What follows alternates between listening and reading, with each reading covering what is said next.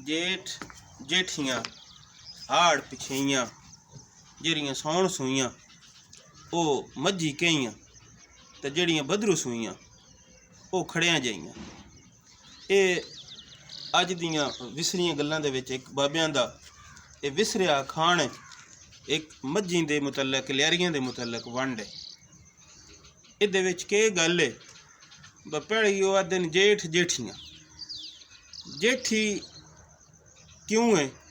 जेठ होंदा चौखी गर्मी का महीना, जेड़ा जेठ तगे उन कजाक गिनते हैं। तो इस वास्ते जेठड़ वो होंदा है जिसका कोई मुकाबला ही ना हो। जट दिन जिदे कोल जेठ सूह पवे जी मझ वो तो जेठी है, वो तो मुकाबला ही कोई नहीं। क्यों? जेठ दुध बड़े घट हो जाते हैं। मझी की सूह सोना चाहती आ, विसाख अपड़ते हैं, वो खागड़ी हो गई होनी, अगों जेठ पट्ठे मुक पेंदे हैं।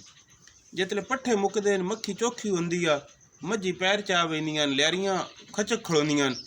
उन्होंने डंगा जट्टां को पूछिए ना बको लियारी, तो वह मुड़ा देन आ कच्ची पक्की बनी हुई है। जेठ जे किसी की मझ सूह पवे तो वह तो बड़े ठट होंदा है। इस तो आखदे ने जेठ जेठी।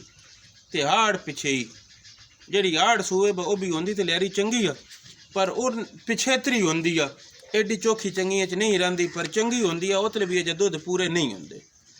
तो जितने सौन चढ़ता है उतले मझी की सूह शुरू हो जाती है, दुध आम हो जाते हैं।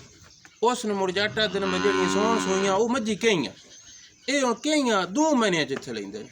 एक तो है वो मझ शज कोई नहीं, तो दूजा कई ये भी आ दिन चलो खैर मेरे चंगी है, अब ये भी कई है ना होना नालों चंगा।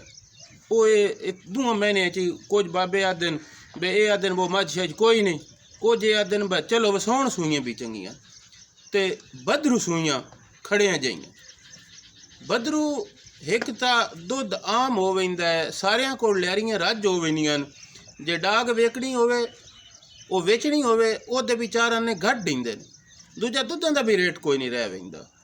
इस वास्ते वो एक तो इस तो जट दिन ओतले दी सूई खड़ियां जाई, दूजी बदरू दा कोई रब्बो मौसम इंजदा है जी बदरू च हुंदी है मझ दुध खुलदी ही नहीं।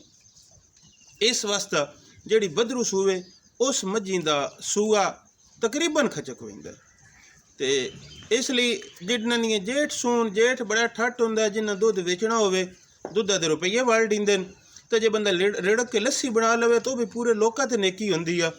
इस जेठा के महीने लस्सी का गिलास जिस घरों ला पवे वो मारा घर होंदा, लोगों का चंगा घर होंदा।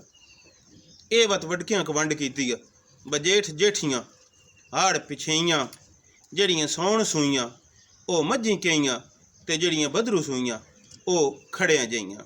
ਇਹ ਵਿਸਰਿਆਂ ਅਖਾਣਾਂ ਦੇ ਨਾਲ, ਵਿਸਰੀਆਂ ਗੱਲਾਂ ਦੇ ਨਾਲ, ਵਿਸਰੇ ਵਸੇਬ ਦੀਆਂ ਸ਼ੈਂ ਦੇ ਨਾਲ, ਕਲਚਰ ਦੇ ਨਾਲ ਅਸਾਂ ਤੁਸੀਂ ਸੰਗੀਆਂ ਦੇ ਖਿਦਮਤ 'ਚ ਹਾਜ਼ਰ ਹੁੰਦੇ ਹਾਂ, ਪੁਰਾਣੀਆਂ ਗੱਲਾਂ ਯਾਦ ਕਰਨੇ ਹਾਂ। ਇਹ ਇੱਕ ਅੱਜ ਦਾ ਬਾਬਿਆਂ ਦੀ ਵੰਡ, ਇਹ ਬਾਬਿਆਂ ਦਾ ਅਖਾਣ ਲਿਆਰੀਆਂ ਦੇ ਮੁਤਲਕ ਹੈ।